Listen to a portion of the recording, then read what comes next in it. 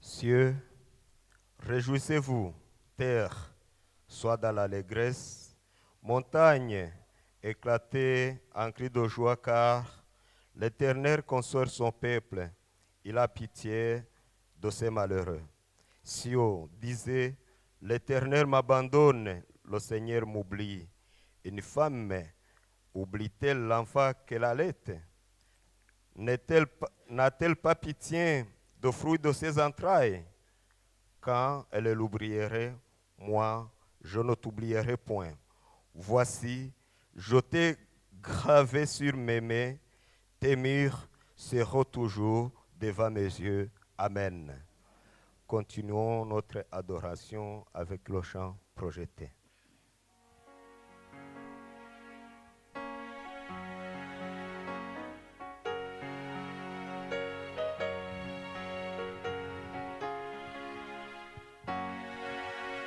Entends-tu le chant joyeux? Jésus sauve aujourd'hui. Il tente en tout lieu. Jésus sauve aujourd'hui. C'est un cri de délivrance, un cantique d'espérance qui remplit l'espace immense. Jésus sauve aujourd'hui. Partout elle va la voir. Jésus sauve aujourd'hui. Vaillant héros de la croix. Jésus sauve aujourd'hui. À parler, Jésus t'appelle, répandons la nouvelle, en connaît-tu ton plus belle? Jésus sauve aujourd'hui. Répétons, péché contrit, Jésus sauve aujourd'hui. C'est que le mal a servi. Jésus sauve aujourd'hui. Vagissant, il est lointaine. Brise-tu, captive chaîne. Retirons que dans la peine. Jésus sauve aujourd'hui. Jusqu'au comble des déserts, Jésus sauve aujourd'hui. Jusqu'à par-delà la mer, Jésus sauve aujourd'hui. Que des pôles à notre pôle, courez là, c'est des paroles qui relèvent l'esprit console. Jésus sauve aujourd'hui. À ceux qui le peuvent, agenouillons-nous, nous prions le Seigneur.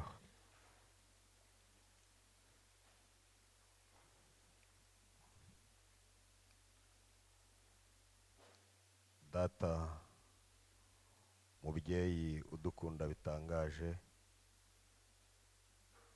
abana bawe dupfukamishije amavi y'imibiri ndetse n'ay'imitima, kuko ikuzo, icyubahiro no guhimbazwa ari ibyawe, kuko ari wowe ukwiye gushyirwa hejuru, izina ryawe rihimbazwe. Turabo guca bugufi iteka ryose, woweho uri uwo gushyirwa hejuru. Reka imitima yacu yorohere kuba imbere yawe iteka ryose. Turagushimira ko waturinze muri kino cyumweru kirangiye, turagushimira ko waduhaye umugisha wo kuba mu munsi mukuru wawe, ukaba wawutugejejemo kandi ukaduha n'amahirwe yo kuza guterana nawe. Turagushimira yuko ahahise hacu watubereye maso, uhabwe icyubahiro Mana yacu. Ndinginze ngo umwana wawe wese wavuye mu buriri bwe agatera intambwe akaza mu nzu yawe, ari wowe aje gushaka, agutahane mu bugingo, atahane umugisha wawe. Uwaje afite ikibazo wese, kuko uri Imana y'ibisubizo, agutahane nk'igisubizo. Tugushimiye nanone uyu mwanya mwiza udasanzwe tugejejemo, aho waringanije ijambo ryawe ugiye kunyuza mu mugaragu wawe umushumba Edouard. Ndamusabiye mu izina rya Yesu we n'umuryango we ngo umuhe umugisha wawe, kandi natwe tugiye gutega amatwi twumva ibyo wamudutumyeho. Ndasabye ninginga ngo amatwi yacu afungukire kumva ijwi ryawe, ikirenze ibyo byose uduhe kukumvira, maze imbaraga yawe ikiza imitima, ikiza umutima wa buri umwe wese muri twebwe. Abarwayi bari muri iri teraniro bakizwe nawe, abafite intege nke ubongeremo imbaraga, uko waduciye imanzi mu biganza byawe. Nyaboneka ndinginze ngo izina rya buri wese ryandikwe no mu gitabo cy'ubugingo by'iteka ryose. Uhire iyi gahunda kuva itangiye kugeza ku musozo, twese tuze gushenguruka hano mu nzu yawe dutahanye umugisha wawe. Reka byose bikorwe nk'uko ubishaka, tubure abe ari wowe uganza mu izina rya Yesu. Amen. Bonjour et bon sabbat. Nous arrivons au moment des offrandes et des dîmes. J'invite les diacres d'avancer. Je vais lire un petit texte.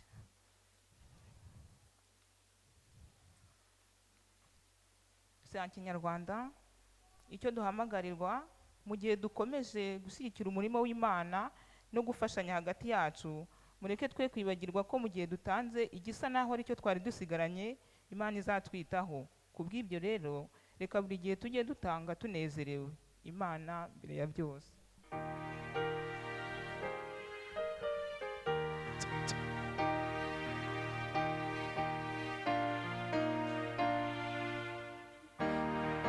Qui fait beau à ton service, Jésus mon sauveur, qui met tout un sacrifice de t'offrir mon cœur. Prends Jésus, prends ma vie, elle est toute à toi.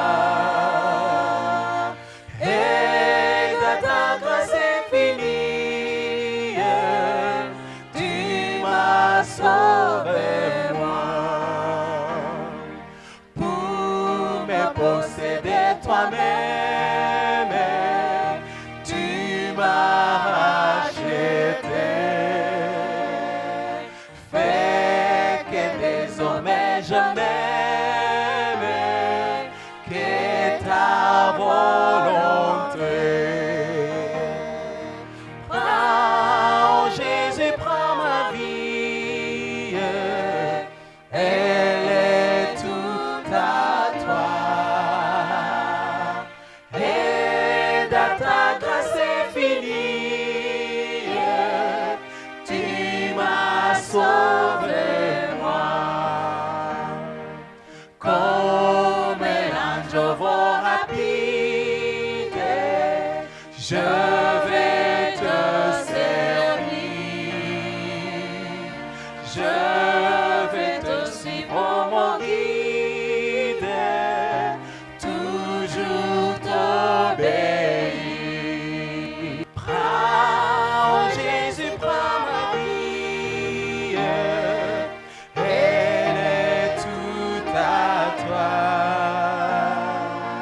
Et dans ta grâce infinie, tu m'as sauvé, moi. Oh, prends Jésus, prends ma vie. Mettez-vous debout. Elle est toute à toi. Et dans ta grâce infinie, tu m'as sauvé, moi.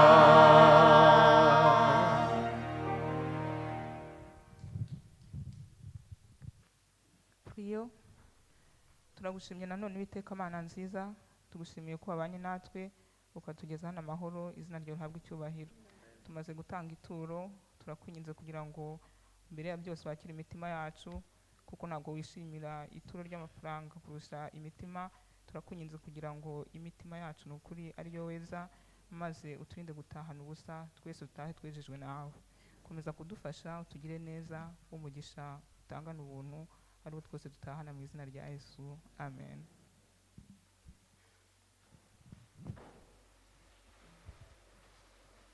J'invite Joy pour la lecture biblique. Après, on va écouter un chant spécial qui va être interprété par mon époux Mouniahouyerel.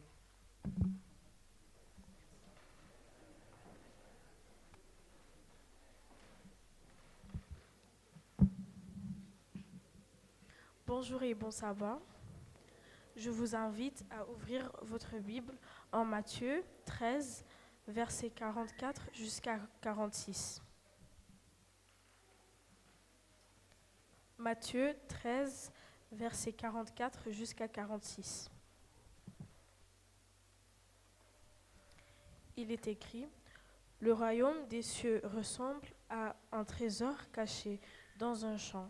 L'homme qui l'a trouvé le cache et dans sa joie, il va vendre tout ce qu'il possède et achète ce champ. Le royaume des cieux ressemble encore à un marchand qui cherche des belles perles. Lorsqu'il a trouvé une perle de grande valeur,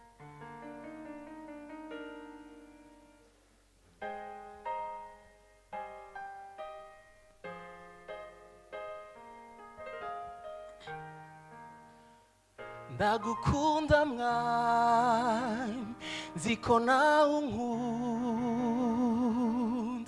iryo ni isezerano wampaye. Ndagukunda mwami, nziko nawe unkunda,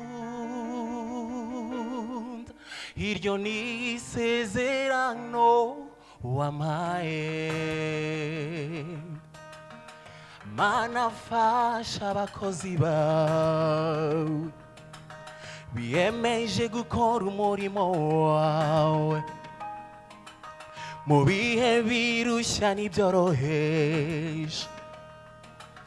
Bakozi bawe bazava he?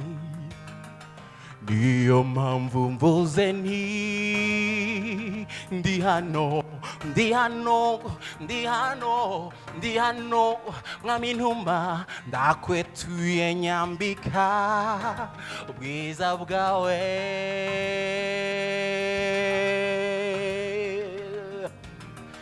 Ngo nkuzanire intama zawe zose zazimiriye kure. Ndi hano, ndi hano, ndi hano, mwami ntuma, ndakwetuye nyambika ubwiza bwawe.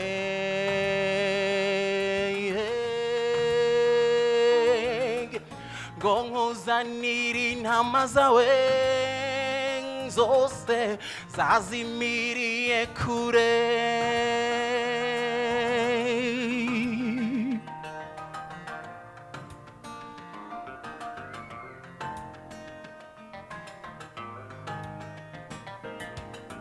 ese ninde utaba umukozi wawe kandi niyanga amabuye azavuga mu bihe birushya n'ibyoroheje bako ijoro riratamuruye buri wese avuga ati ndi hano ndi hano ndi hano ndi hano mwami ntumba ndakwetuye nyambika ubwiza bwawe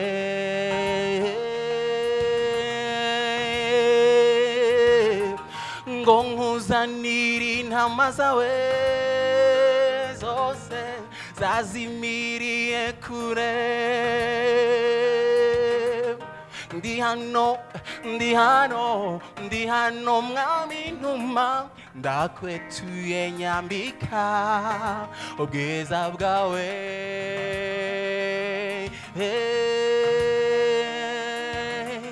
ngo nkuzanire intama zawe zose zazimiriye kure ndi hano ndi hano ndi hano mwami ntuma ndakwetuye nyambika ubwiza bwawe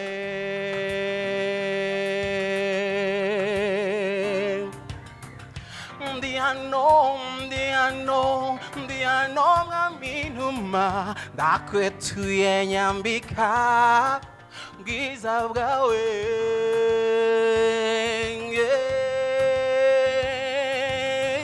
ngo nkuzanire intama zawe zose zazimiriye kure turi hano turi hano turi hano mwami dutume ndakwetuye nyambika ubwiza bwawe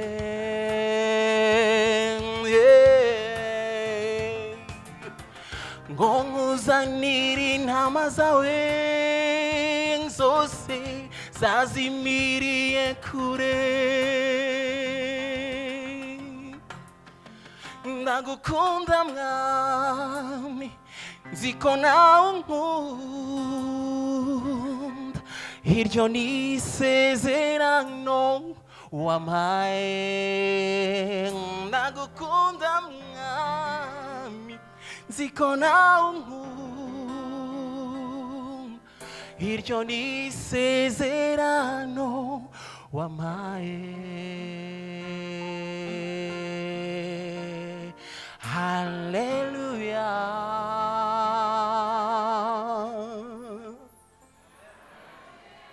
Amen. Merci pour ce magnifique chant. urakoze kubw'indirimbo nziza. C'est pas encore le moment de la prédication, c'est le moment du message de l'histoire pour les enfants. ntabwo ari umwanya wo kumva ikibwirizwa ahubwo ni umwanya wo kukumva inkuru y'abana. Et j'aimerais demander à tous les enfants de se mettre ici devant. nkaba nsaba abana les enfants nimuze mwegere hano imbere Et de se concentrer sur l'écran qui sera là. Mettez-vous juste devant, par terre si vous voulez, sur les chaises. les enfants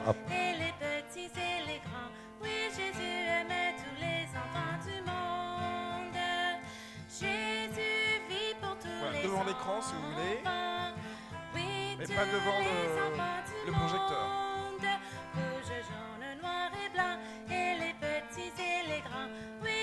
Par ici, par ici.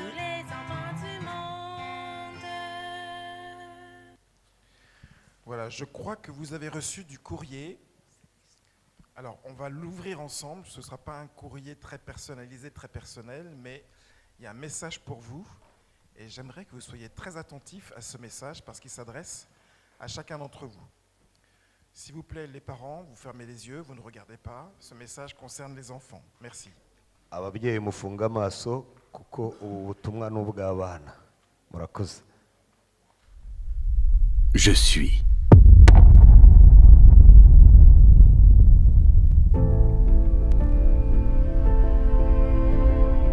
Le mouvement. La vie.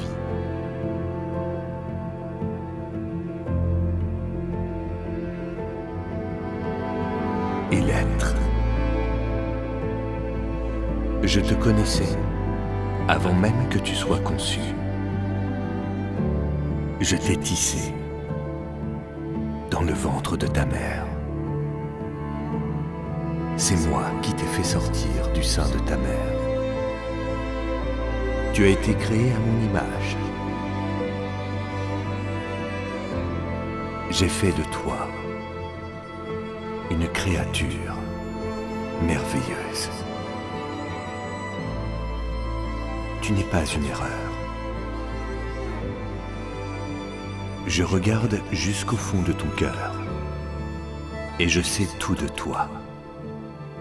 Je sais quand tu t'assieds et quand tu te lèves. Je te vois quand tu marches et quand tu te couches. Même les cheveux de ta tête sont comptés. Tous tes jours sont écrits dans mon livre. Mon image est déformée par ceux qui ne me connaissent pas. Je ne me suis pas éloigné, ni fâché, car je suis l'expression parfaite de l'amour. Toute grâce que tu reçois vient de ma main, car je suis celui qui pourvoit à tous tes besoins. Mes pensées vers toi sont plus nombreuses que les grains de sable. Je me réjouis au son de ta voix.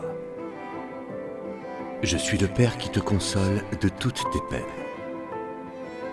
Quand tu cries à moi, je suis près de toi et je te délivre de toutes tes détresses. J'effacerai toute larme de tes yeux et je porterai toute la douleur que tu as subie sur cette terre. Je n'arrêterai jamais de te bénir. Je t'aime de la même façon que j'aime mon Fils Jésus. Il est la représentation exacte de mon être. Il est venu démontrer que je suis pour toi, pas contre toi, et te dire que je ne compte plus tes péchés. Jésus est mort pour que toi et moi soyons réconciliés. Rien ne peut te séparer de mon amour. Je serai toujours ton Père. Veux-tu être mon enfant? Je t'attends. Ton Père qui t'aime. Dieu Tout-Puissant.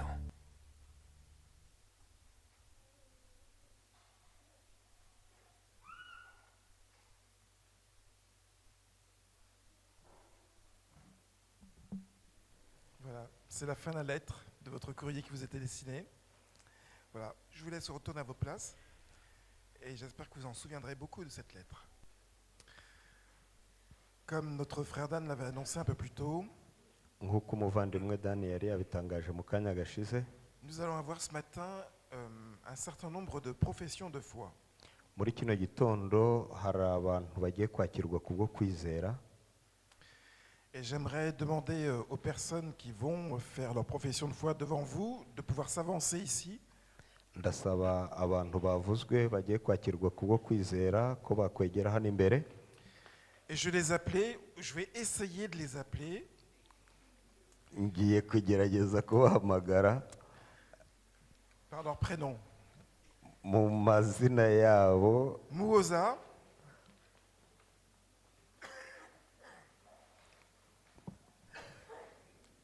Immaculée. Venez, venez. Muzi imbere. Zawadi, Émile, Anuarit.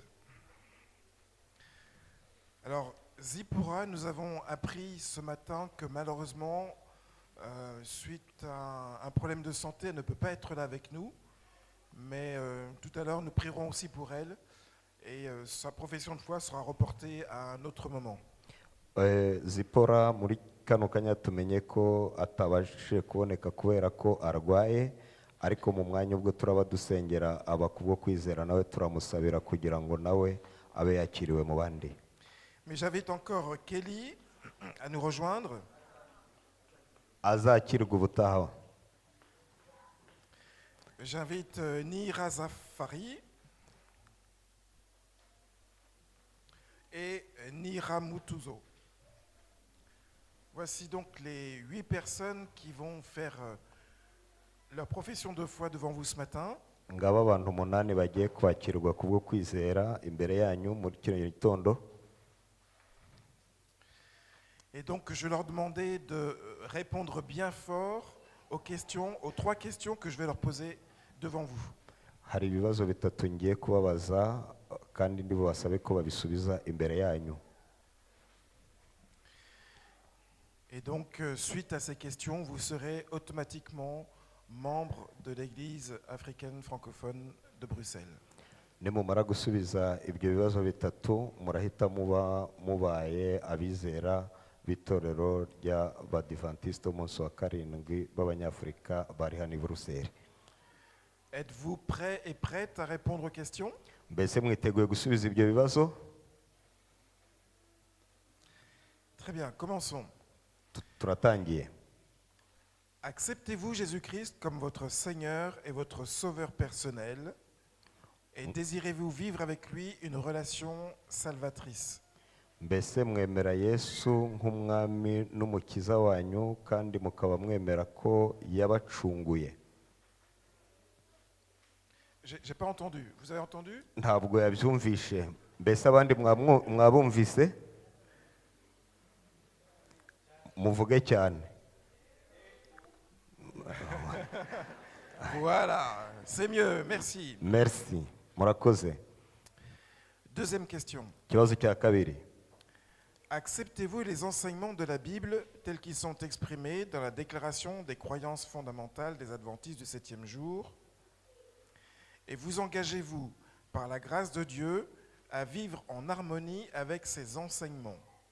Mbese mwemera ibyanditswe byera nk'uko byahumetswe n'Imana kandi bikaba bikubiye mu mahame y'ibyo Abadiventiste bizera, kandi kubwo kwizera mukaba mwemeza ko muzakurikiza aya mahame mukayagenderamo? Amen. Amen. Troisième question. Kibazo cya gatatu.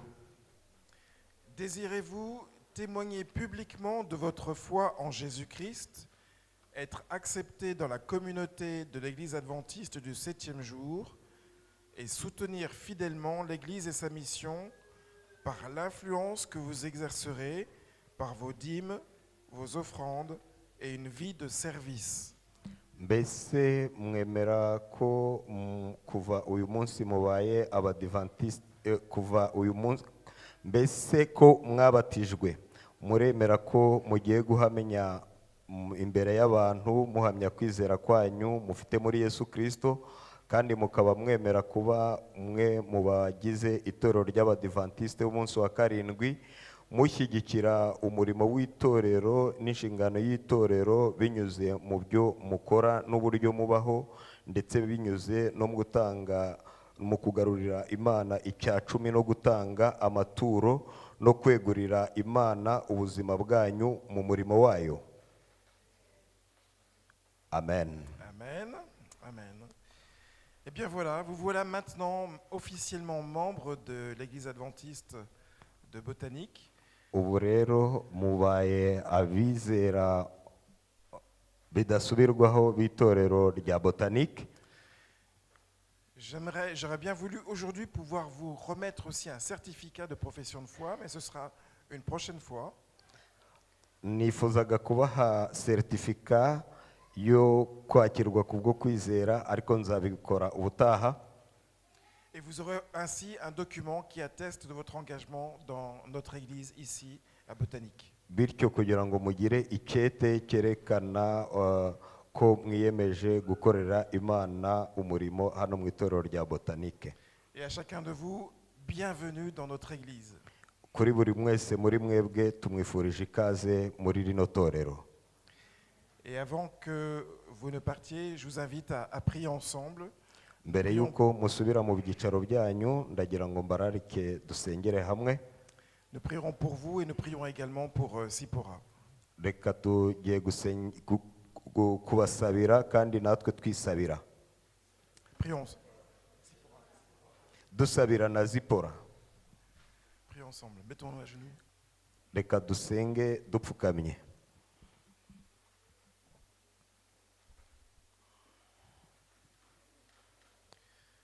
Notre Père, notre Dieu, nous voulons te remercier ce matin de nous permettre de voir des membres d'autres églises nous rejoindre ici à Botanique. Nous sommes heureux de leur volonté de continuer à s'engager, à te servir et à participer à la vie de notre église ici, dans ce lieu. Et nous te demandons ta grâce particulière pour chacun d'eux, pour ce qu'ils représentent, pour leur famille également. Et nous voulons tout particulièrement te prier pour Sipora, qui malheureusement n'a pas pu se joindre avec nous pour ce moment en raison de problèmes de santé.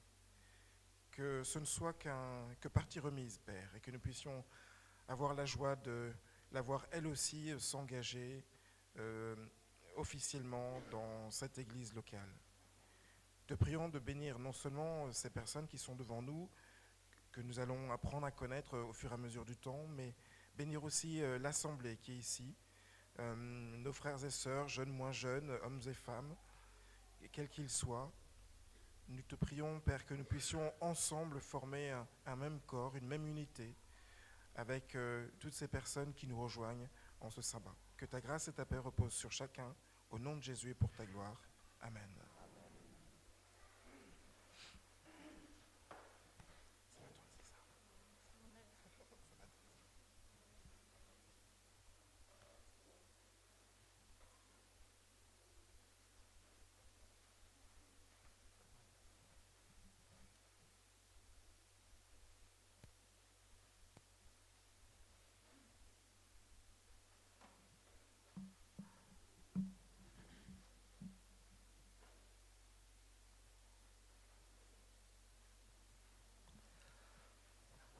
Mushobora kujya kwirira mu myanya yanyu.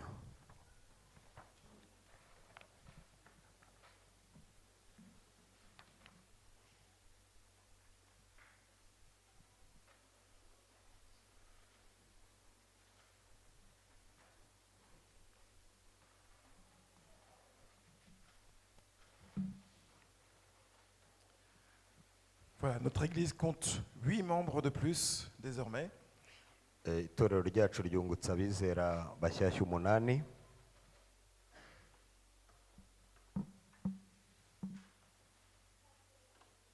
Et sans doute que ces membres seront aussi une bénédiction pour notre communauté, tout comme nous, je l'espère, je le souhaite aussi, nous serons une bénédiction pour eux. Ndizera ndashidikanya ko abo bakiriwe bazatubera umugisha kandi ndizera ndashidikanya ko natwe tuzababera umugisha. Nous allons faire un peu plus connaissance avec nos nouveaux membres. Tuzagerageza kumenyana nabo biruseho. Mais ce matin, j'aimerais vous présenter des membres de l'église adventiste que vous ne connaissez pas, je pense.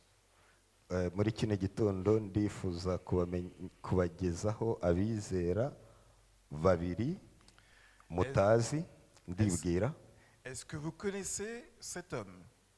Mbese uyu mugabo mureba ku ma ekra mwaba mumuzi? Yuri Gilg. Qui le connaît? Levez la main. Uyu mugabo witwa Yuri.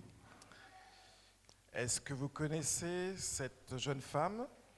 Mbese uyu mwana w'umukobwa mwaba mumuzi? Qui la connaît? Mbese hari umuzi? Est-ce que vous connaissez ce jeune homme? Mbese uyu mwana w'umusore we hari uwaba muzi? Non plus. Et celui-ci? Mbese uyu ukurikiyeho we muramuzi? Alors ça ne m'étonne pas que vous le connaissiez, que vous ne les connaissiez pas. Ntabwo bintunguye ko kuba mutabazi. Et en fait, si je n'avais pas entendu parler dans la presse de ces différentes personnes, ou si on ne m'en avait pas parlé, je ne les aurais pas connus non plus. Iyo bataza kuvugwa mu itangazamakuru ntabwo nazaga kubamenya, ndibwira ko namwe ariko byazaga kugenda. Ces 4 personnes ce sont des adventistes. Aba bantu ni abadivantiste. des adventistes avec un parcours assez particulier. bakaba bafite ahantu baciye cyangwa ibyo banyuzemo buri wese bitandukanye. Et j'aimerais commencer par vous présenter le premier, Nkaba Yuri Gilg. nifuza kubabwira iby'uyu witwa Yuri. Alors, vous le voyez ici avec une Bible, mais Yuri Gilg, c'est une ancienne star montante du ski français. Uyu Yuri ni umwe mu bantu bazwi cyane mu kugendera kuri ski mu Bufaransa. Il a été double champion du monde en ski de boss, en ski yabaye acrobatique, yabaye uwa mbere ku isi muri uwo mukino, et 2 fois qualifié pour les Jeux Olympiques. kandi inshuro ebyiri yakinnye imikino ya Olympique. Et un jour, il a rencontré Dieu Umunsi umwe yahuye n'Imana, et il a tout abandonné, maze ibyo byose arabireka abijugunya inyuma ye. malgré la pression de la famille, Nubwo bitari bimworoheye kuko umuryango we ntabwo wamuhaye amahoro, wabyakiriye. de ses camarades de ski Aba bakinanaga uyu mukino wa ski et de la Fédération française de ski, ndetse na federasiyo y'Abafaransa yakiniraga, qui perdait avec lui un espoir évident de médaille sur plusieurs années. kubera ko binyuze muri we bari batakaje icyizere cyo kuzagira imidari myinshi cyane mu myaka yagombaga gukurikiraho. Et il est devenu adventiste du 7e jour et il est maintenant agriculteur en Savoie. Yabaye umudivantiste w'umunsi wa karindwi maze ahinduka umuhinzi. Voici un article sur lui d'un journal très connu en France qui s'appelle L'Humanité. Dore ikinyamakuru cyanditswe kuri we cyitwa Ubumuntu mu Bufaransa. Il était une fois Yuri Gilg, missionnaire et skieur. Kivuga ngo yabaye umuntu ukora umukino wa ski kandi akaba n'umubwirizabutumwa. Vasti Lowers de Castro. Uyu mwana w'umukobwa mureba, Alors, j'étais quasiment certain que vous ne la connaissiez pas parce qu'elle n'est pas sur notre continent. nibwiraga ko cyane cyane twese tutabasha kumumenya kuko atari no ku mugabane wacu. C'est une jeune, à l'époque en tout cas, elle était jeune brésilienne Ni umukobwa wo muri Brazil niho akomoka, qui avait souhaité devenir journaliste. yifuzaga kuba umunyamakuru. Et elle avait décidé de s'inscrire à un concours de télé-réalité. Noneho yifuzaga kandi ko yakwiyandikisha ku kiganiro cy'abanyamakuru bita télé-réalité. Et vous savez ce que c'est? En Mbese fait, muzi icyo gisobanuye? il y a un certain nombre de jeunes personnes qui sont enfermées dans un lieu et on les filme toute la journée pour savoir qu'est-ce qu'ils font et on filme tout ce qu'ils font. Hari uburyo bahuza abantu maze bakagerageza gufata amashusho y'ibyo bakora muri uwo munsi. Et donc ça a duré plusieurs jours, Bimara iminsi myinshi, y compris le sabbat. noneho harimo n'isabato. Et le sabbat, comme elle était adventiste, elle a décidé de respecter son sabbat. Kubera ko yari umudivantiste w'umunsi wa karindwi, yahisemo kweza umunsi w'isabato. Elle est restée dans sa chambre, elle n'est pas apparue à l'écran. Yagumye mu cyumba cye, ntiyagaragara mu mashusho yafashwe ku bandi. Et tout le monde se demandait mais qu'est-ce qu'elle faisait, pourquoi elle ne participait pas aux activités habituelles de cette émission. Maze abandi bakibaza bati byagenze gute, kubera iki atigeze agaragara mu mashusho yafashwe uyu munsi. Et lorsque finalement elle est apparue, elle a dû s'expliquer. Et suite à cette explication qu'elle voulait respecter son sabbat, elle a été exclue de cette émission de télé-réalité. Noneho igihe yagaragaraga yabashije kubasobanurira impamvu atagaragaye mu mashusho ko ari kubera ko yifuzaga kweza umunsi w'isabato, maze ahita akurwa mu bafatwaga amashusho y'iyo televiziyo. Mais alors, au moment même où elle était exclue par la responsable de l'émission, kuko yari yirukanywe n'umuyobozi w'icyo kiganiro, celle-ci, voyant que c'était quelqu'un qui avait des valeurs et des principes, lui a proposé d'être son assistante pour le reste de l'émission. maze ahita amusaba ko kubera ko yarabonye ko ari umukobwa uhagarara ku mahame y'ibyo yemera, yahereye ko amusaba kuba umwungirije muri iki kiganiro cye. C'est ainsi qu'elle est devenue très connue du jour au lendemain à cause de sa position ferme par rapport au sabbat. Nguko uko yamenyekanye cyane kubera gufata icyemezo kitajenjetse kijyanye no kweza umunsi w'isabato. Et aujourd'hui, elle donne des cours de cuisine sur Instagram en particulier, entre autres choses. Uyu munsi wa none atanga amasomo ajyanye n'ibyo guteka kuri Instagram. Sylvain Wallner, Uyu nawe mubona c'est un footballeur suisse, ni umusuwisi wakinaga umukino wa football. un tout jeune footballeur qui vient tout juste de quitter son club de foot et d'arrêter sa carrière de foot l'année dernière, en novembre 2024. Ni umusore mu kwa 11 umwaka ushize wahagaritse imirimo ye yo gukina futu En raison de ses convictions religieuses, kubera imyemerere ye, notamment sur le sabbat. cyane cyane igendanye n'isabato. Et dans un journal autrichien, il disait la chose suivante. Mu kinyamakuru cyandikirwa muri Autriche bamuvugagaho ibi: Il me tient à cœur de remercier les responsables, le staff et toute l'équipe, toute mon équipe, biranshimishije cyane, binkoze ku mutima cyane gushimira abayobozi b'ikipe, abo twakinanaga nabo. un grand merci à toutes les personnes qui m'ont accompagné et soutenu jusqu'à présent. Kandi ngashimira abantu bose banshyigikiye kuva ahahise hose kugeza uyu mwanya, Sur le plan sportif, ku bijyanye n'imikino no gukina no gukora sport. je suis un chrétien croyant et je lis la Bible. Ndi umukristo wizera kandi nsoma Bibiliya. Je veux suivre Jésus-Christ et le jour de repos biblique est devenu important pour moi. Nkurikira Yesu nk'umwami n'umukiza wanjye. Pour moi, en tant que professionnel, cela signifie que désormais, je ne veux pas jouer au football le samedi à des fins commerciales. Kuva uyu munsi ngewe nk'umukinnyi wabigize umwuga sinzongera gukina ku isabato kubera impamvu z'amafaranga. C'est ma conviction personnelle à laquelle je suis parvenu ces derniers jours. Ni imyumvire yanjye, ni imyemerere yanjye ku giti cyanjye nagezeho mu minsi ya vuba aha cyane. Et voilà un article, par exemple, d'un journal suisse qui parle effectivement de son arrêt de carrière, qui a fait le buzz, bien sûr. Toute la Suisse en a parlé parce que c'était vraiment un jeune prometteur pour le football suisse. Ngiki kinyamakuru cyo mu Busuwisi cyamwanditseho kubera ko yari umusore wakinaga umukino wa foot, umukino w'amaguru, kandi watangaga icyizere cy'ahazaza he kubera imikinire ye. Et voilà encore un autre article à son sujet. Ngiki kindi kinyamakuru cyamwanditseho.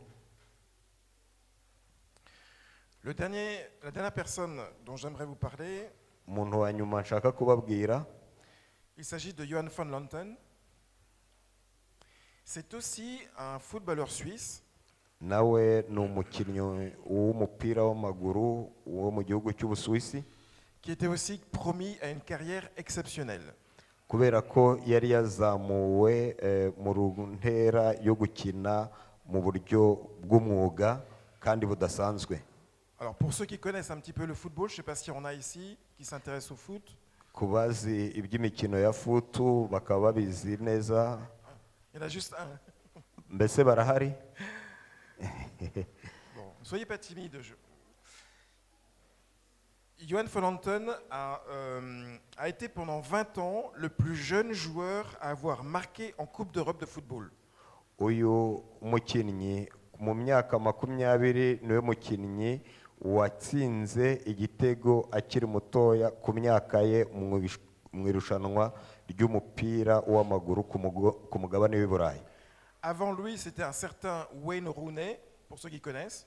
Mbere ye umukinnyi wari waramubanjirije gutsinda igitego akiri mutoya cyane ni Wayne Rooney, ku bamuzi, umwongereza. Et celui qui vient tout juste de battre ce record s'appelle Yamin Lamal. Undi umaze kumutsinda akaba amuhize ubu ngubu akaba atsinze igitego ku mikino ihuza amakipe y'u Burayi akiri mutoya n'umukinnyi w'umunyesipanye witwa Yamal. C'est juste pour vous dire à quel point il était prometteur, ce jeune homme. Ibyo mbibabwiye kugira ngo mwumve uburyo ki ahazaza he mu rwego rw'imikinire y'umupira w'amaguru hari heza cyane.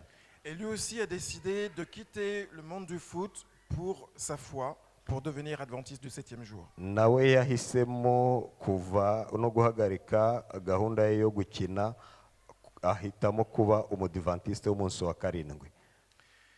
Et alors qu'il s'était converti, un journaliste suisse a écrit à propos de lui. Ubwo yemeraga guhinduka umudivantiste w'umunsi wa karindwi, umunyamakuru w'umusuwisi yanditse kuri we agira ati: Converti à l'église des adventistes, Johann van Lanten se déclare pleinement heureux de sa nouvelle vie. Kuba yemeye guhinduka umudivantiste w'umunsi wa karindwi, uyu mugabo aremeza ko anejejwe cyane n'ubuzima bushyashya abayemo. Et compte poursuivre son existence en Colombie, dans ce pays qu'il a choisi pour un retour aux sources.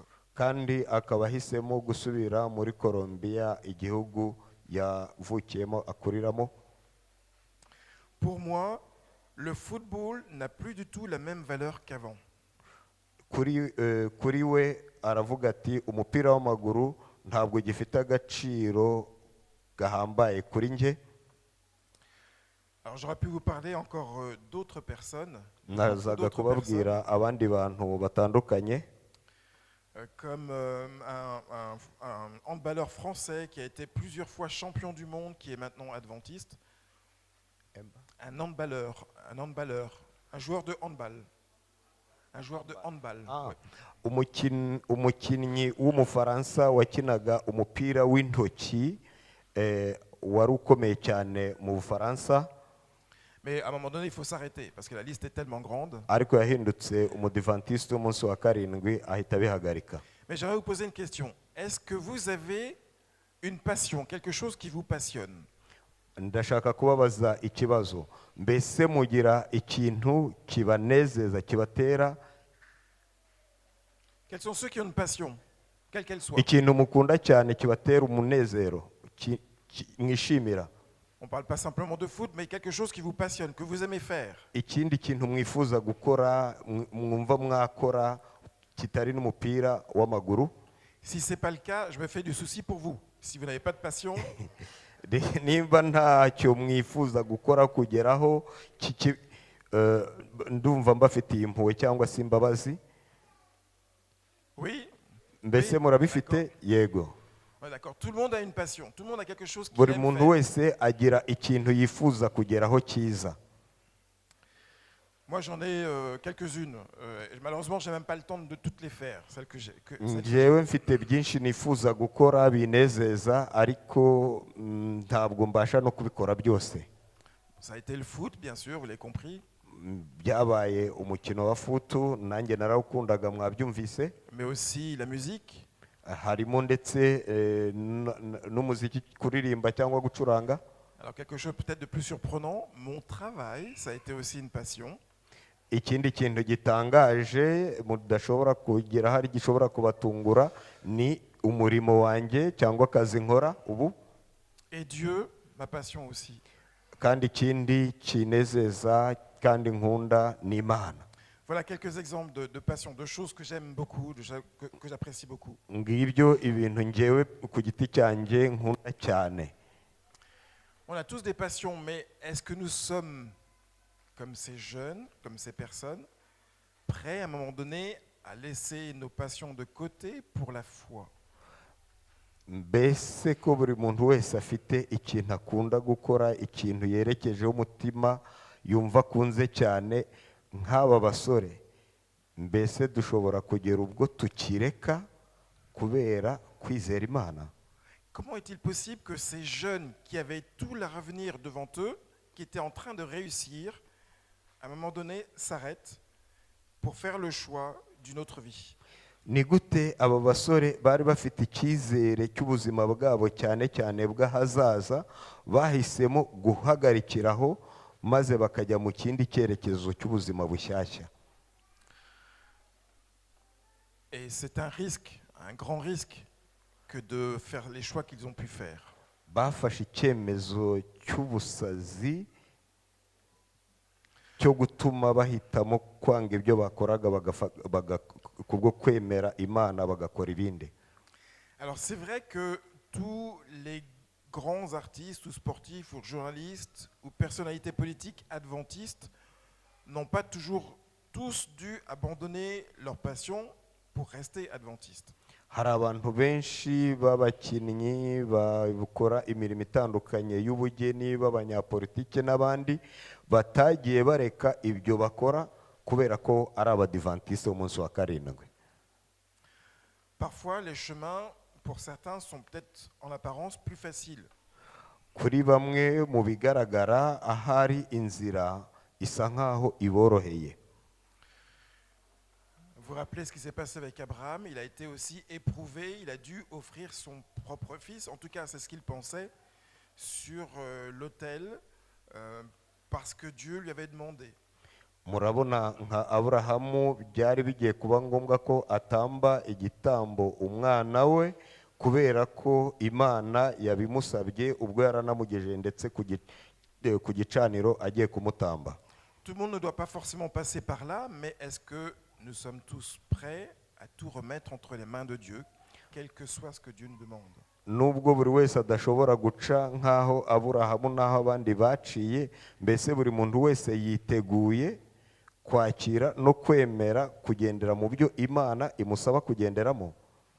En tout cas, lorsque l'on observe ces personnes, que l'on soit croyant ou pas, on est impressionné par leur détermination, par leur courage. Iyo witegereje aba bantu waba umwizera cyangwa utari umwizera, utungurwa cyane n'umwete n'umuhati bagize mu gufata ibyemezo biremereye nk'ibi bakoze. Parce qu'ils ont choisi de prendre des positions difficiles parce qu'ils voulaient être en accord avec leur conscience. Kuko bafashe ibyemezo bigaragara ko bikomeye kugira ngo bahuze n'icyari kiri mu ntekerezo zabo n'icyari kiri ku mitima yabo, cyari gitsitse imitima yabo. Et en fait, on a vraiment le sentiment que ces jeunes avaient trouvé quelque chose qui avait tellement de valeur à leurs yeux que tout le reste n'était plus important. Aha biragaragara ko bahaye agaciro gakeya ibyagaragariraga abantu ariko bagaha agaciro karekare ibigaragara nkaho bidafite agaciro. Et ce qui avait de la valeur pour eux, ils l'ont trouvé où? Mbese kuri bo babonye agaciro bakabonye he? Mu byanditswe byera. Dans la Bible. Mu byanditswe byera. Dans la Bible, et sans doute, ce texte que nous avons lu tout à l'heure l'expliquait. J'aimerais qu'on puisse relire ce texte de Matthieu chapitre 13. Ndizera ndashidikanya ko icyanditswe twasomeye mu kanya muri Matayo igice cya 13. Matthieu chapitre 13, verset 44. Umurongo wa 44. Et ensuite les versets 45 et 46. Na 45 ndetse kugeza kuri 46. Matayo 13. Voici à quoi le royaume des cieux est semblable. Un trésor caché dans un champ, l'homme qui l'a trouvé le cache, et dans sa joie, il va vendre tout ce qu'il a pour acheter ce champ-là. Ubwami bwo mu ijuru bugereranywa n'izahabu zahishwe mu murima, umuntu azigwaho arazitwikira aragenda, umunezero umutera kugura ibyo yari atunze byose ngo abone kugura uwo murima. Les versets suivants, versets 45 et 46, la deuxième parabole. Umurongo wa 45 na 46. Voici à quoi le royaume des cieux est semblable. Un marchand qui cherchait des perles, ayant trouvé une perle de grand prix, il est allé vendre tout ce qu'il avait pour l'acheter. Kandi ubwami bwo mu ijuru bugereranywa n'umutunzi ushaka imarigarita nziza, abonye imarigarita imwe y'igiciro cyinshi, aragenda agura ibyo yari atunze byose ngo abone kuyigura. Dans ce texte de Matthieu chapitre 13, nous avons donc deux paraboles. Muri aya magambo muri ibi byanditswe byo muri Matayo 13 turahabona imigani ibiri Deux paraboles qui parlent de choses de valeur. ivuga ibintu bibiri by'agaciro. La parabole du trésor et celle de la perle de grande valeur. Umugani w'izahabu ndetse n'umugani w'imarigarita. On pourrait comprendre cette première parabole au verset 44 Dushobora kumva uyu mugani wa mbere utubwira iby'izahabu ku murongo wa 44 comme le récit d'une personne qui trouve un trésor par hasard. nk'umuntu wari urimo agenda akabona bimutunguye ubutunzi bukomeye cyane, Sans vraiment chercher, elle tombe sur un trésor. atagiye ngo ashakashake ahubwo mu buryo butunguranye akabugwaho. Et cette découverte est tellement importante pour elle, elle se comprend que la valeur du trésor est tellement importante qu'elle est prête à tout vendre pour acquérir ce champ. Maze kubwo gutungurwa no kubona ubu butunzi bw'izahabu bikamutera umunezero wo guhita agenda akagura ibyo yaratunze, akagurisha ibyo yaratunze byose kugira ngo azagure uyu murima wari urimo zahabu. Dans la seconde parabole, Mu mugani wa kabiri nous avons au contraire quelqu'un, une personne qui cherche depuis longtemps des perles. turabona ko hari umuntu washakashakaga imarigarita. C'est un spécialiste des perles. Ni umuntu wari ubifitemo ubumenyi cyane cyane ibijyanye n'imarigarita. Et un jour, dans sa recherche, il tombe sur la perle, la plus belle perle qu'il n'ait jamais vue. Noneho igihe kimwe agwa ku imarigarita yari nziza cyane.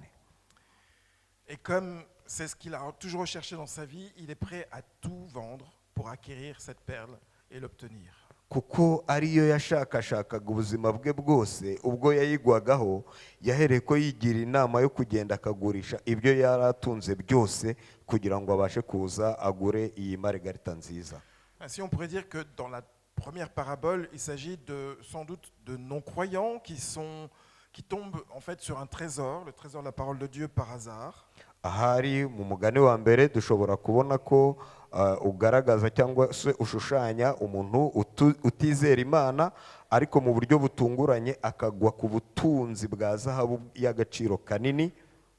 Et dans la seconde, il s'agit d'hommes et de femmes qui cherchent à donner un sens à leur vie et qui trouvent ce sens dans le salut en Jésus-Christ. Noneho tukaba tubona mu gace ka kabiri umuntu ushaka kuha icyerekezo ubuzima bwe kuko byari byatumye ahaguruka akajya gushakisha, akaba afite umugambi wo guhereza icyerekezo cye Kristo. Mais vous avez remarqué que ces deux paraboles ont quelque chose en commun. Ariko murabona ko iyi migani yombi ifite ikintu kimwe ihuriyeho. C'est que les personnes qui trouvent le trésor ou la perle de grand prix sont prêts à tout vendre, tous leurs biens, pour pouvoir acquérir le champ qui contient le trésor ou la perle de grand prix. Nuko aba bantu bombi icyo bari bahuriyeho nuko bagurishije ibyo bari batunze byose kugira ngo bagere ku cyo bashakaga kugeraho. Uwa mbere yagurishije ibyo yari atunze byose kugira ngo agere kuri zahabu, uwa kabiri agurisha ibyo yari atunze byose kugira ngo agere kuri iyi marigarita nziza. J'aimerais qu'on s'intéresse donc à cette deuxième parole en particulier, mais gardez à l'esprit la première parce que l'idée c'est la même. Ndagira ngo twibande cyane ku gace ka kabiri ariko ntitwibagirwe n'agace ka mbere kuko igitekerezo kirimo ni kimwe. Nous avons donc un marchand de perles, un spécialiste de perles, Dufite umucuruzi w'imarigarita nziza ubizobereyemo qui découvre une perle de grande valeur. uvumbuye akabona imarigarita nziza cyane y'igiciro. Et à partir de là, il est prêt à faire un acte complètement fou, complètement insensé. Maze bigatuma akora igikorwa cy'ubusazi, igikorwa kitumvikana, Vendre tout ce qu'il a, kugurisha ibyo yari afite byose. mais absolument tout. Ariko ndagira ngo mubyumve neza, yagurishije ibyo yari atunze byose. Tout y passe, sa maison, sa voiture, sa télévision, son téléphone GSM. yagurishije inzu ye, agurisha imodoka ye, agurisha televiziyo ye, agurisha telefone ye, ses ordinateurs, ses livres, ses collections, ses couverts, ses parfums. ibitabo bye, za ordinateri ze n'ibindi n'ibindi. Même les moindres petites choses, il va essayer de les vendre pour rassembler le plus possible d'argent afin d'acquérir cette perle. N'utundi twose twakwita ko tudafite agaciro ariko aratugurisha kugira ngo agere ku kintu cyatuma agura iyi Margarita nziza. C'est comme si pour cette perle, Kuri we iyi Margarita nziza tout le reste n'avait absolument plus aucune valeur. ibindi byose yari afite nta gaciro byari bigifite. Tout le reste est trop nul, trop laid, trop bête. Rien ne vaut la perle. Nta gaciro na gatoya, nta gaciro na gatoya byari bigifite kubera iyi Margarita nziza yari abonye.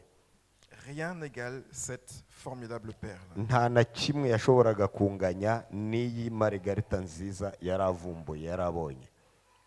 Pourquoi? Pour Kubera quelle iki? chose serions-nous prêts à tout donner? Pourquoi? Pour quelle chose serions-nous prêts à tout donner ou à tout vendre? Kubera iki? Ni ibihe bintu dufite twiteguye gutanga, ni ibihe bintu dufite twiteguye kugurisha. Vous savez, dans le monde, Murabizi neza mu isi beaucoup de gens ont fait d'énormes sacrifices pour réussir. abantu benshi baca mu nzira ndende, mu nzira itoroshye kugira ngo bagere ku byiza bifuzaga kugeraho. Les plus grands hommes qui existent ont sacrifié du temps, de l'énergie, parfois même la famille. Abantu bakomeye bageze ku bintu by'indashyikirwa bagiye birengagiza ibindi bintu by'ingenzi, rimwe na rimwe batanze igihe cyabo ndetse rimwe na rimwe imiryango yabo yabuhuriyemo n'akaga barayirengagiza. Que ce soit des sportifs, comme on l'a vu, ou des artistes, des journalistes, des hommes politiques. Yaba abakinnyi b'imikino itandukanye, baba abanyabugeni, baba abanyapolitike. Lorsqu'on est étudiant, on sait bien tous les sacrifices que ça veut dire d'étudier, et c'est-à-dire de se couper de la vie, presque de la maison, pour pouvoir étudier, prendre du temps pour cela. No kwiga, kubera ko iyo umuntu arimo kwiga biba bimusaba kugira ngo atange uwo mwanya we kugira ngo azagere kuri icyo cyiza. Ils ont tout fait cela dans le but de pouvoir réussir leurs études, réussir leur vie professionnelle. Icyo bifuzaga ni uko bifuzaga kugera ku cyo bari bagambiriye kugeraho cyatumaga bumva ko bageze ku ntsinzi y'ubuzima bwabo, ku nzozi zabo. Mais tout ça pourquoi? Ariko ibyo byose kubera iki? Pour arriver à quoi? Kugira ngo bagere ku ki? Est-ce que tous ont vraiment le sentiment d'avoir réussi leur vie véritablement? Mbese bose bizeraga ko bageze kuri bwa buzima bwiza nyabwo? Apparemment pas toujours. Mu bigaragara ntabwo umuntu yahamya ko bumvaga barabugezeho. Et parfois même c'est le contraire. Ndetse rimwe na rimwe bahura cyangwa baba babibona binyuranye n'ibyo. Les personnes que j'ai mentionnées un peu plus tôt étaient vraiment des gens qui étaient sur le point de réussir toute leur vie. Abantu navuze mu kanya bari mu cyerekezo cyo kugera ku ntsinzi no kugera ku nzozi z'ubuzima bwabo. Mais ce que ces personnes ont trouvé dans la parole de Dieu dépassait la valeur de tout ce qu'ils avaient déjà. Ariko ibyo bavumbuye mu gaciro k'ijambo ry'Imana byarushije agaciro ibyo ngibyo bari barigezeho ndetse n'ibyo bashoboraga kugeraho. Et dans ces deux paraboles, la question qui nous est posée à nous ce matin, c'est qu'est-ce qui est vraiment important? Muri iyi migani ikibazo dukwiye kwibazwa cyangwa se dukwiye kwibaza ni iki ngo mbese ni iki mu by'ukuri kiri ingenzi kuruta ibindi? Qu'est-ce qui a vraiment de la valeur pour vous? Ni iki gifite agaciro gahebuje? Qu'est-ce que vous seriez prêt à faire, quitte à ce que ça vous oblige à tout recommencer à zéro? Mbese mwaba mwiteguye kongera gutangirira kuri zeru buri pour prendre un nouveau départ, mais cette fois-ci un bon départ? Mugafata icyerekezo gishyashya ariko cyiza. Qu'est-ce qui est vraiment le plus important? ni iki gifite agaciro gahebuje ibindi. En fait, ces paraboles nous invitent à nous poser la question de ces valeurs, de ces principes, de ce qui est le plus important. Iyi migani itujyana ku kwibaza ikintu gifite agaciro gahebuje ibindi, pour trouver ce qui a vraiment une valeur qui dépasse toutes les autres. ku buryo kidutera kugurisha ibindi kugira ngo abe ari cyo tugeraho. Et dans ce récit, ce qui a le plus de valeur, Hano muri iyi mirongo tubona ko icyari gifite agaciro kanini la perle de grand prix, ari iyi marigarita nziza, c'est la bonne nouvelle du salut en Jésus-Christ. akaba ishushanya ubutumwa bwiza bw'agakiza muri Yesu Kristo. C'est le fait d'avoir fait cette extraordinaire rencontre du Christ Ni ukugira uwo mugisha wo guhura na Kristo we ubwe, et de son caractère, de la beauté de son caractère. maze ukanezezwa n'ubwiza bw'imiterere ye n'ubwiza bw'imico ye. Lorsque Dieu s'est incarné en la personne de Jésus-Christ, Ubw'Imana yabaga muri Yesu Kristo, Dieu a montré son véritable visage. Imana yerekanye imico yayo nyayo, Non pas celui que l'adversaire avait déformé depuis tant et tant d'années, atari yo umwanzi wayo yari yaragaragarije abantu, yari yarabwiye abantu ko ariko iteye imyaka myinshi yari ishize.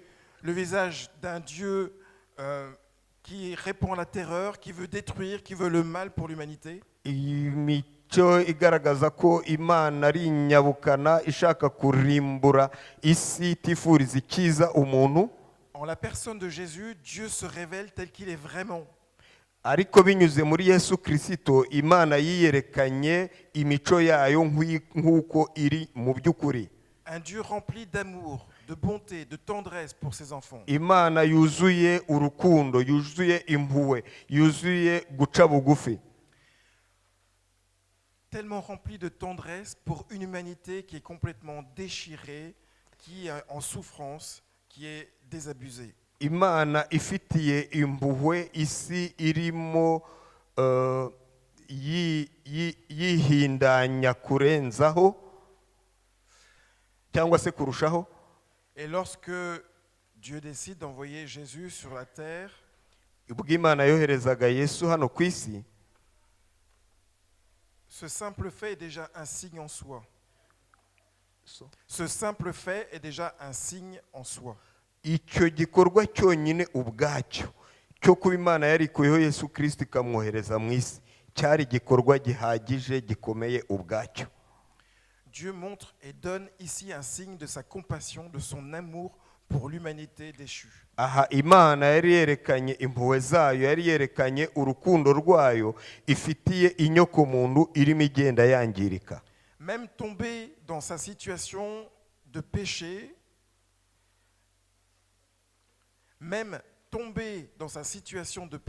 nubwo umuntu yari amaze kugwa mu cyaha, Dieu ne détourne pas le regard de l'homme. ariko Imana nta na rimwe yigeze imukuraho amaso. Au contraire, Dieu s'approche de l'homme Igitandukanye n'icyo cyangwa igihabanye n'icyo ni uko Imana yiyegereje umuntu pour aller le chercher là où il est, dans ce trou boueux, ijya kumushakashaka mu mwobo yari yihishemo, au point de se faire homme parmi les hommes, au point de se faire homme parmi les hommes yemera kwigira umuntu mu bantu et d'accepter la fragile condition humaine ainsi que son destin de peine, de douleur et de souffrance. yemera gufata akamero k'umuntu nko kubaho umuntu uruha, ubabara, uca mu mibereho y'imiruho. En rencontrant le Christ, le marchand de perles découvre qu'il n'y a rien de plus beau, rien de plus attirant. Binyuze muri Kristo Yesu ushushanya iyi marigarita nziza, bishushanya ko nta kindi kintu gishobora kuba kimurenze na kimwe cyashobora gukurura abantu uretse Kristo.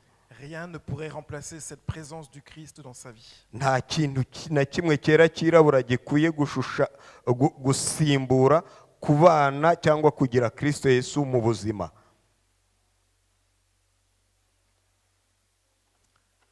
Le seul véritable trésor dans ce monde, c'est le caractère du Christ, c'est son salut.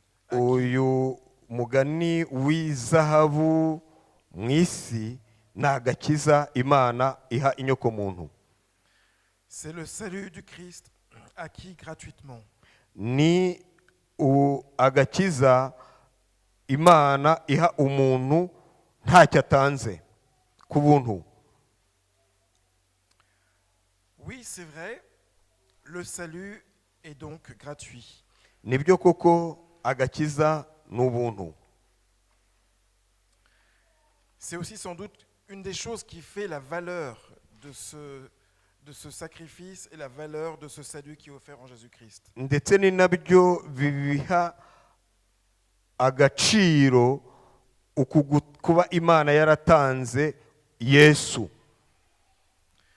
Dans Ésaïe chapitre 55, à partir du verset 1 jusqu'au verset 3, Yesaya 55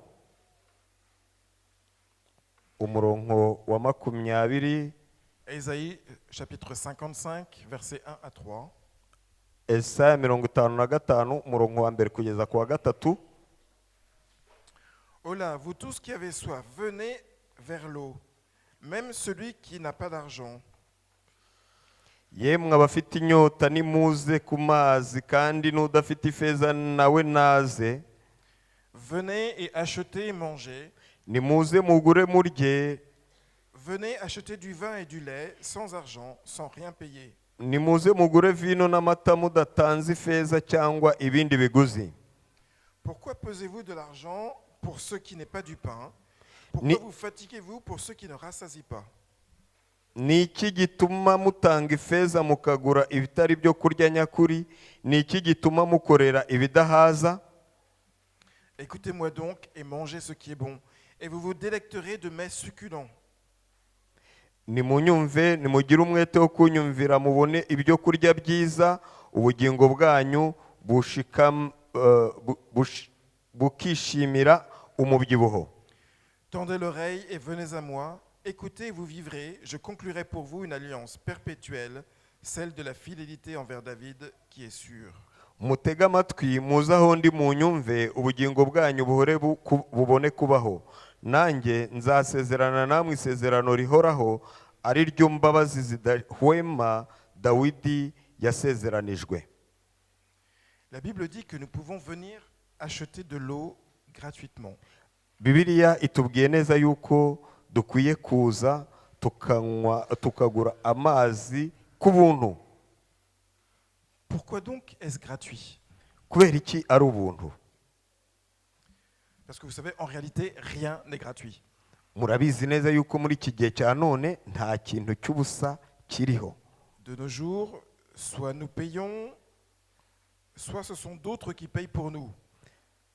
Nta cyubu cy'ubusa muri iki gihe, mu buryo bumwe turishyura cyangwa se undi muntu atwishyurire. Soit nous payons consciemment, soit nous payons inconsciemment. Wenda se turishyura tubizi cyangwa se turishyura tutanabizi. Si vous téléchargez un jeu ou une app gratuite, cela signifie que quelqu'un d'autre va payer. Mais pourquoi il va payer?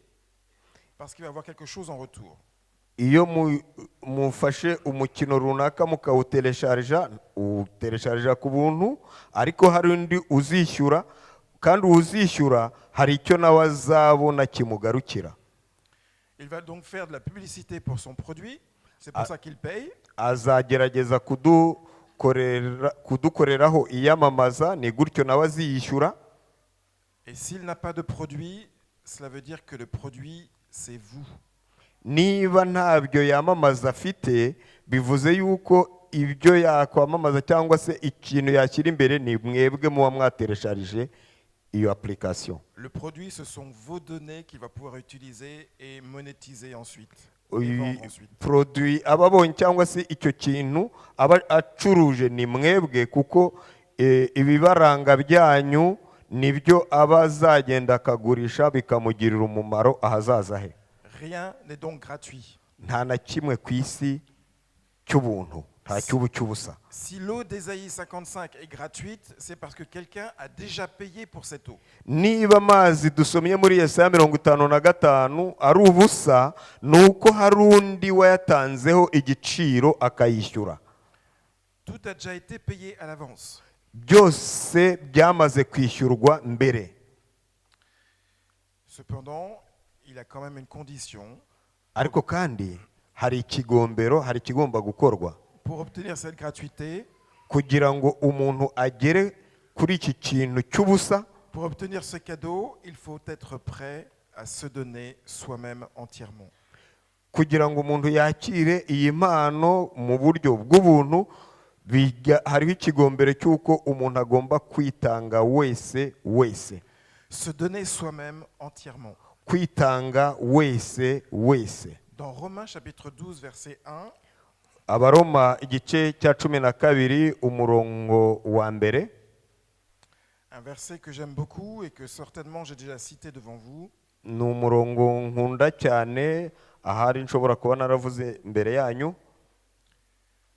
Paul invite les habitants de Rome Aha Pawulo aringinga abantu b'i Roma à offrir leur corps comme un sacrifice vivant, saint et agréé de Dieu, abingingira gutanga imibiri yabo ho ibitambo bizima kandi byera.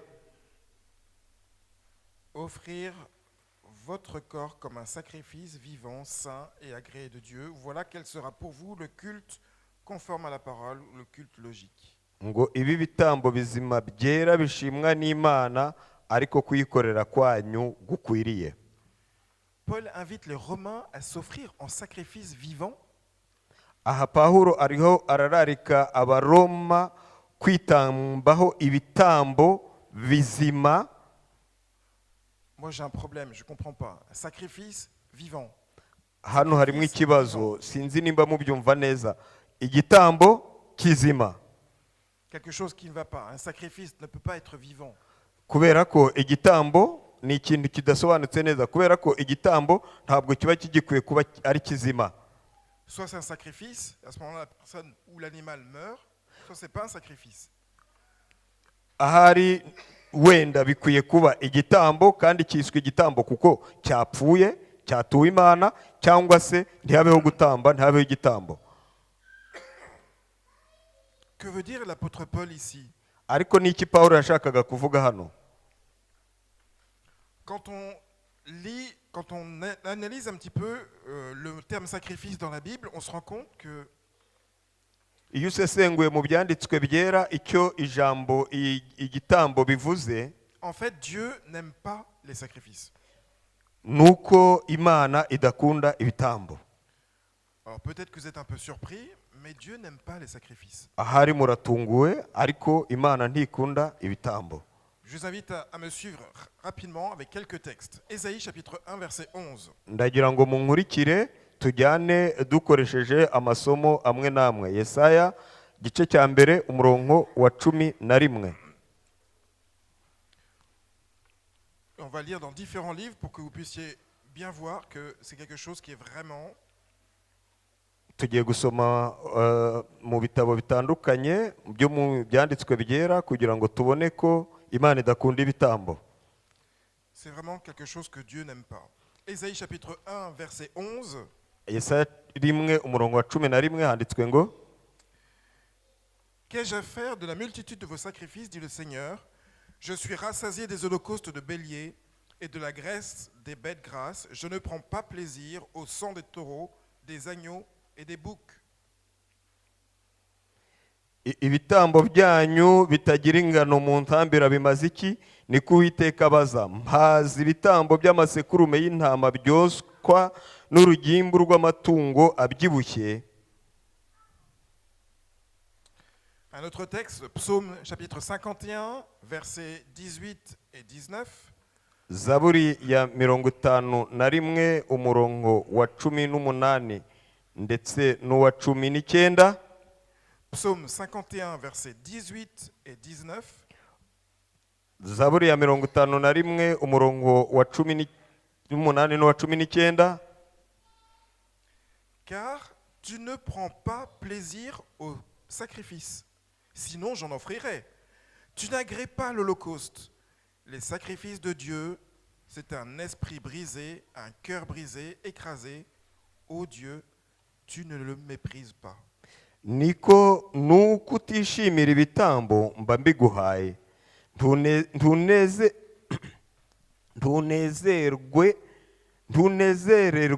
ntunezererwe ibitambo byokeje. Ibitambo Imana ishima ni umutima umenetse ushenjaguwe, Mana ntuzawusuzugura. Je pense que sur l'écran, il faut prendre les versets qui précèdent. Les versets peut-être 16. Ahari ku bari imbere ku bari bona isomo rishyizwe imbere mushobora no gusoma ku murongo wa 16. Oui, encore avant peut-être. Oui, voilà, c'est ça. Voilà. Donc, psaume 51, versets 18 ou 19, ou versets 16 et 17 à l'écran. Jérémie chapitre 6, verset 20. Jérémie chapitre 6, verset 20. Yeremiya 6 umurongo wa 20.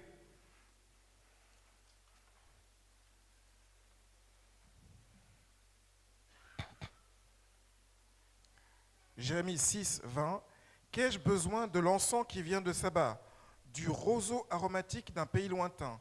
Vos holocaustes ne sont pas agréés, vos sacrifices ne me sont pas doux. Niki gituma nzanirwa imibavu ivuye Sheba n'ibihumura neza bivuye mu gihugu cya kure? Ibitambo byanyu byoswa ntibyemewe n'amaturo yanyu ntanezeza. Chez Amos, encore un autre livre de la Bible, Amos chapitre 5, versets 21, 22 et 25. Amos 5, 21, 22, 25. Amos igice cya 5 umurongo wa 20 kugeza 25, 21 kugeza 25. Je déteste vos fêtes, je les rejette. Je ne veux plus sentir vos assemblées solennelles. Quand vous me présentez vos holocaustes et vos offrandes, je ne les agrée pas. Vos sacrifices de paix et vos bêtes grasses, je ne les regarde pas. Verset 25. M'avez-vous fait des sacrifices et des offrandes pendant 40 années du désert, maison d'Israël? Nanga ibirori byanyu ndabigaya, kandi ntabwo nezezwa no guterana kwanyu kwera. Naho mwantambira ibitambo byoswa mukantura amaturo y'amafu sinzabyemera, kandi sinzita ku bitambo byanyu byuko ari amahoro by'amatungo yanyu abyibushye. Nkuraho urusaku rw'indirimbo zawe kuko ntabasha kumva ijwi ry'inanga zawe. Ahubwo ureke imanza zitabera zigende nk'amazi no gukiranuka gukwire hose nk'uruzi. Mbese hari ibitambo n'amaturo mwanzaniye mu butayu muri iyi myaka 40 mwanzu ya Isiraheli mwe? Mbese hari ibitambo mwanzaniye mu butayu muri iyi myaka 40 mwanzu y'Abisiraheli mwe?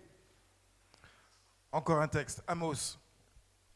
Nanone ibyanditswe byera muri Amos. Michée chapitre 6. À partir du verset 6 jusqu'au Mika, verset 8. Michée chapitre 6 verset 6 à 8. Igice cya 6 cya Mika umurongo wa 6 kugeza 8. Mika donc à partir du verset 6. Avec quoi me présenterai-je devant le Seigneur? Avec quoi m'inclinerai-je devant le Dieu d'en haut? Me présenterai-je avec des holocaustes, avec des taurillons d'un an? Le Seigneur agréera-t-il des milliers de béliers, des dizaines de milliers de torrents d'huile? Donnerai-je mon premier-né pour ma transgression? Donnerai-je le fruit de mon propre ventre pour mon propre péché? Verset 8. Il t'a fait connaître, ô humain, ce qui est bon. Et qu'est-ce que le Seigneur réclame de toi, si ce n'est que tu agisses selon l'équité, que tu aimes la fidélité et que tu marches modestement, humblement avec ton Dieu. Mbese nditwara ku Uwiteka ngo mfukamira Imana isumba byose nyitura iki? Nayitwaraho njyanye ibitambo byoswa n'inyana zimaze umwaka?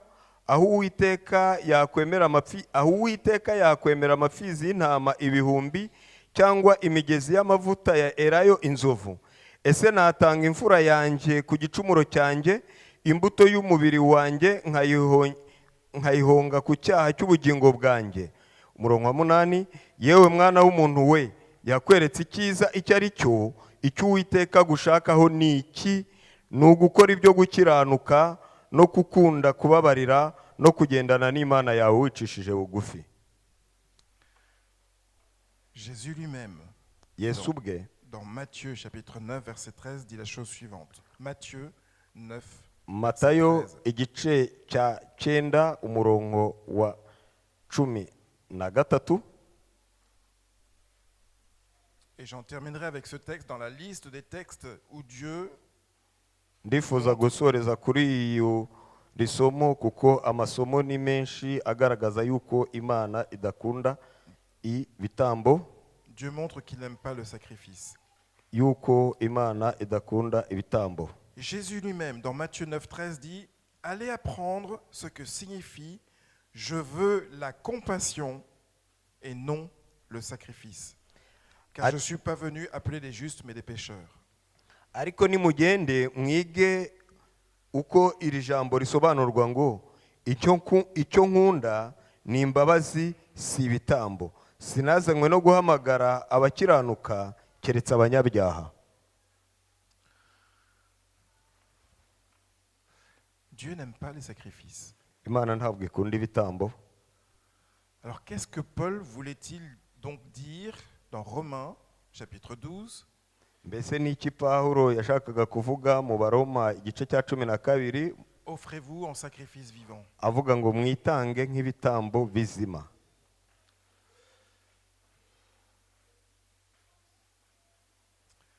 Ce que le Seigneur attend de nous en fait, Icyo Imana idutegerejeho c'est tout simplement ce que ces jeunes gens ont accepté de faire. nicyo aba basore twabonye tugitangira bemeye gukora. C'est vrai que lorsque nous venons à l'église, nous offrons 1/7 de notre temps. Nibyo koko iyo tuje ku rusengero tuba twatanze umwanya wacu Et c'est bien. kandi ni byiza. Nous donnons 10% de nos revenus en dîmes et c'est bien. Dutanga icya 10 cyacu, tugarura Imana icya 10 cyacu, ni byiza. Mais une offrande n'est pas un sacrifice. Ariko kandi ituro ntabwo ari igitambo, Parce que ce que l'on offre, on l'offre dans la joie, kuko icyo dutanga tugitangana umunezero, tandis qu'un sacrifice fait mal. mu gihe igitambo kibabaza. Ce que le Seigneur attend de nous, ce n'est ni forcément notre argent, ni forcément notre temps, Icyo Imana idukeneyeho ntabwo ari amafaranga yacu cyangwa se igihe cyacu gusa, c'est tout autre chose. ahubwo ni ikindi kintu. Dieu attend de nous ce que nous avons le meilleur à lui offrir. Imana idutegerejeho ko tuyiha icyiza gihebuje ibindi cyo gutanga. Ce que Dieu attend de nous, c'est un engagement total de tout notre être. Icyo Imana idutegerejeho nuko twiyemeza ku umuntu wese uko ari kuyisanga. Ce que Dieu attend de nous, c'est le don de nous-mêmes, de tout notre cœur, dans la joie. Icyo Imana ishaka ni byose biri muri twebwe ubwacu kandi tukabitanga tunezerewe. C'est d'ailleurs le premier commandement, Itegeko rya mbere, le plus grand des commandements. itegeko rikomeye kuruta ayandi, Tu aimeras le Seigneur ton Dieu de Aux- tout ton cœur, de toute ta force, de toute ton âme, de toute ta pensée. Autrement dit, tu aimeras le Seigneur de tout toi-même, de tout ce que tu es. itegeko rya mbere riruta ayandi gukomera ukundisha Uwiteka umutima wawe wose n'ubwenge bwawe bwose n'ubugingo bwawe bwose, bivuze ngo ni wowe wese ubwawe. Plus que des sacrifices de choses qui nous appartiennent, ce que le Seigneur veut, c'est que nous nous donnions nous-mêmes à lui.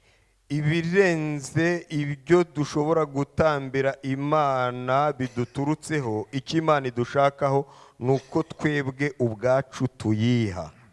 Tout ce que nous sommes, notre force, notre intelligence, notre âme, nos capacités, nos dons, abo turi bo, imbaraga zacu, ubwenge bwacu, impano zacu, rien ne sera plus beau pour le Seigneur que le fait que nous nous donnions lui-même à lui. nta kizanezeza imana nko kubona twayihaye wese. Et ça, pour le Seigneur, Icyo rero ku Mana c'est la perle de grand prix. ni umuhamagaro w'igiciro cyinshi. Pour Dieu, nous sommes la perle de grand prix. Pour Dieu, nous sommes la perle de grand prix. Ku Mana turi umuhamagaro ufite igiciro kinini. Parce que Dieu lui-même a pris le risque insensé de perdre son propre fils, de risquer de perdre son propre fils pour que nous retrouvions la vie. Ku Mana turi imarigarita y'igiciro cyinshi kuko ari cyo cyayiteye gutanga umwana wayo w'ikinege yari ifite. Parce que nous avions aux yeux de Dieu une valeur inestimable. Kubera ko dufite mu maso yayo agaciro katarondoreka. Une valeur inestimable qui n'a fait qu'augmenter, alors même que maintenant le Fils a été offert pour nous. Agaciro kayo katarondereka kuko gahora kiyongera. Alors, chers amis, chers frères et sœurs, ne gaspillons pas ce cadeau qui nous est offert. Bavandimwe bashiki banje ntitufate nabi iyo mpano dukwiye guha Imana. Ce que le Seigneur voudrait, c'est que nous lui offrions toute notre vie, car il nous a déjà offert la sienne. Icyo Imana idushakaho ni uko twayiha ubuzima bwacu bwose kuko ariyo yabanje kuduha ubwayo. Et pour nous, Jésus est cette perle de grand prix. Kuri twebwe Yesu niwe iyi marigarita nziza cyane. Celui qui a une valeur inestimable sans lequel nous n'avons pas accès au salut. Niwe ufite agaciro gatangaje, atari we ntabwo twashoboraga kugera ku gakiza. Dernier texte avec Paul, Philippiens chapitre 3 versets 7 et 8. Isomo rya nyuma tubona ryanditswe na Paulo turisanga mu Bafilipi chapitre 3 versets 7 et 8. Abafilipi igice cya gatatu umurongo wa 7 n'uwa 8. Philippiens chapitre 3 versets 7 et 8. Umurongo wa 7 n'uwa 8 w'Abafilipi igice cya gatatu. Mais ce qui était pour moi un gain, je l'ai considéré comme une perte à cause du Christ. En fait, je considère tout comme une perte à cause de la supériorité de la connaissance de Jésus-Christ, mon Seigneur. À cause de lui, j'ai accepté de tout perdre et je considère tout comme des ordures afin de gagner le Christ. Nyamara ibyarindamu yanjye nabitekereje ko ari igihombo ku bwa Kristo, ndetse n'ibintu byose mbitekereza ko ari igihombo ku bw'ubutunzi butagira akagero, ari bwo kumenya Kristo Yesu. Ku bw'uwo nahombye ibyanjye byose, ndetse mbitekereza ko ari amase kugira ngo ndonke Kristo. L'apôtre Paul avait tout abandonné pour le Christ, absolument tout. Pawulo yari yararetse byose kubera Kristo. Et il nous invite à faire de même. Kandi hano araduhamagarira gukora nka we. Et vous savez, lorsque on accepte de suivre le pas de Dieu, Murazi neza yuko iyo twiyemeje gukurikira intambwe z'Imana, ce n'est jamais une perte. nta na rimwe bijya biba igihombo. Même si aux yeux du monde, on peut perdre beaucoup, Nubwo mu maso y'isi bishobora kugaragara nk'aho ari igihombo gitangaje gikabije, ce n'est jamais une perte parce que Jésus lui-même a dit, il n'est personne qui, ayant perdu son père, sa mère, son frère, sa sœur, ne retrouve au centuple dans le royaume de Dieu. nta muntu kuko na Yesu ubwe yabivuze ngo nta muntu udashobora gusiga se na nyina n'abavandimwe be ngo abashe kunkurikira mu bwami bw'Imana. Jésus est notre perle de grande valeur. Imana Yesu niyo marigarita yacu y'agaciro gakomeye. Et si vous ne l'avez pas encore fait, je vous invite instamment ce matin à acquérir cette perle de grande valeur, Jésus-Christ lui-même. nimba mutarakira iyi marigarita y'agaciro gatangaje ndabararikira muri kino gitondo kuyakira mu mibereho yanyu. C'est le projet de Dieu pour chacun d'entre nous, pour que nous soyons riches à ses yeux. niyo gahunda y'Imana ku nyoko muntu kuko turaba agaciro gatangaje mu maso hayo. Le Christ est la seule perle dont la valeur dépasse toutes les autres. Yesu niwe marigarita yacu nziza ifite agaciro gasumbye ibindi byose. Et c'est bien ce qu'avaient compris Yuri Gilg, Vasti Lauwers de Castro, Sylvain Wallner, Johan van Lanten, et bien d'autres encore. Ba basore twatangiriyeho bamenye bakabyumva bakabyakira ndetse n'abandi. Que le Seigneur bénisse chacun d'entre nous dans cette quête de cette perle de grand prix. Imana idufashe kugira ngo twese twakire iyi marigarita nziza y'agaciro kanini. Amen. Amen.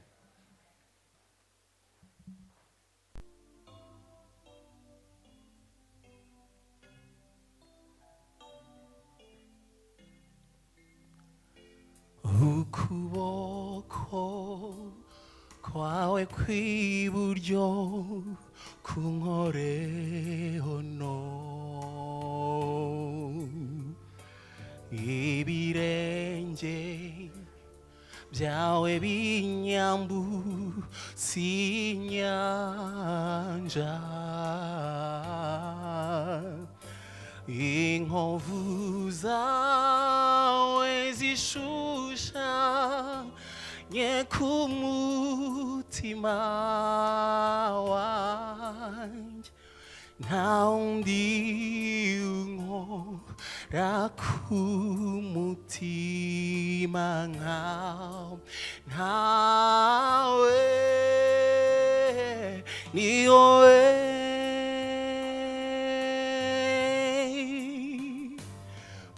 ukuboko kwawe kw'iburyo kunkoreho ibirenge byawe binyambutsa inyanja inkovu zawe zishushanye ku mutima wanjye nta undi unkora ku mutima nkawe ntawe ni wowe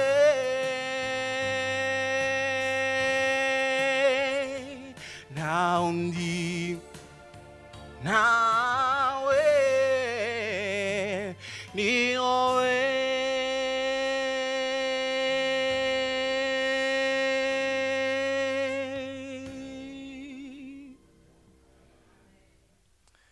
Inclinons la tête pour prier ensemble.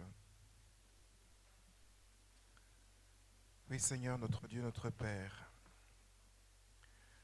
nous sommes devant toi ici parce que soit nous sommes à la recherche de cette perle de grand prix encore, soit nous l'avons déjà trouvée.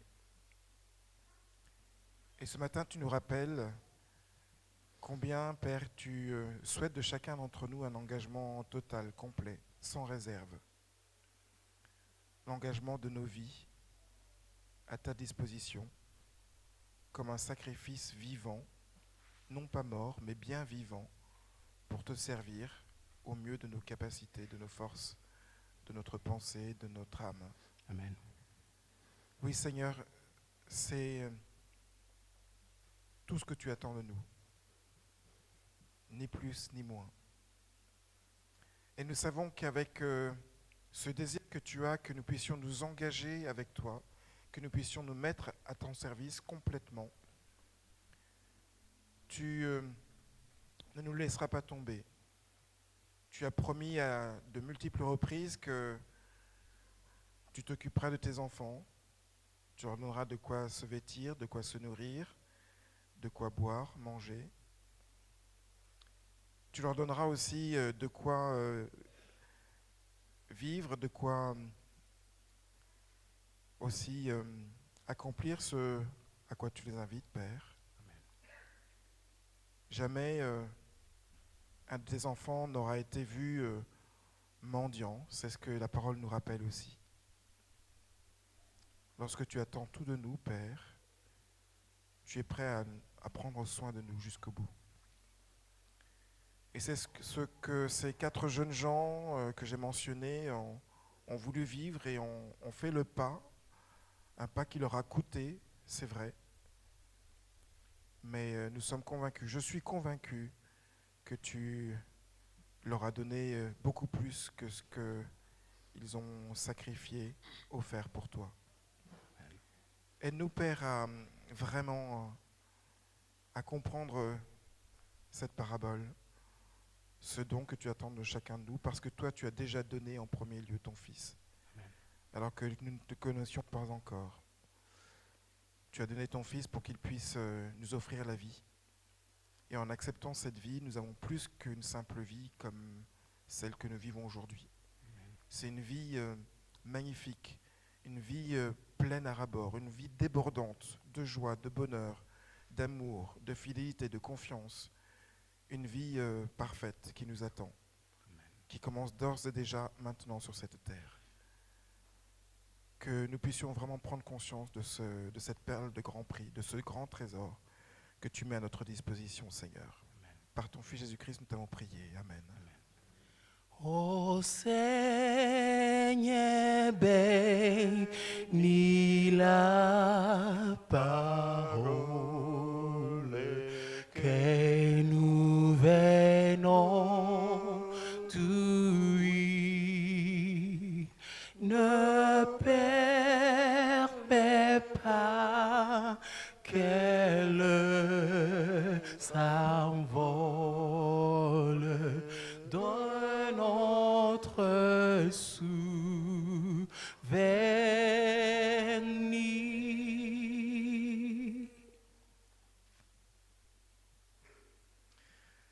Que la paix et l'amour soient accordés aux frères avec la foi de la part de Dieu le Père et du Seigneur Jésus. Que la grâce soit avec tous ceux qui aiment notre Seigneur Jésus d'un amour inaltérable, impérissable. Amen.